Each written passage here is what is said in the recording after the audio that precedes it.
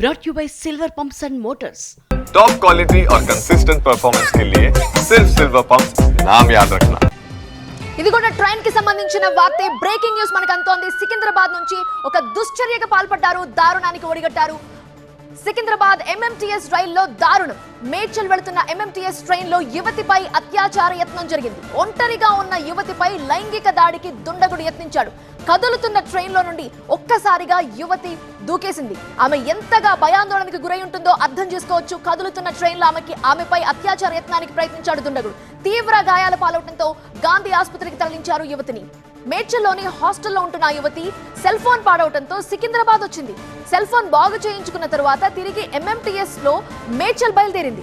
మహిళల కోచ్ లో తనతో పాటు ఉన్న మరో 2 మహిళలు అల్వాల్లో దిగిపోయారు. కాసేపట్లో మేడ్చల్ వచ్చేస్తుంది అనే సమయంలో దుండగుడు ఆ కోచ్ లోకి ప్రవేశించి ఆమెపై అత్యాచార యత్నానికి పాల్పడ్డాడు. అతడి నుండి తప్పించుకునేందుకు ఆ యువతి కదులుతున్న ట్రైన్ లో నుండి దూకేసింది. ఆమెకి తీవ్ర గాయాలవడంతో జీఆర్పీ పోలీసులు గాంధీ హాస్పిటల్ తరలించారు. సీసీ ఫుటేజ్ ఉంది. సో సీసీటీవీ ఫుటేజ్ ఆధారంగా దుండగుడి ఆచూకీ కోసం ప్రస్తుతం పోలీసులు గాలిస్తున్నారు.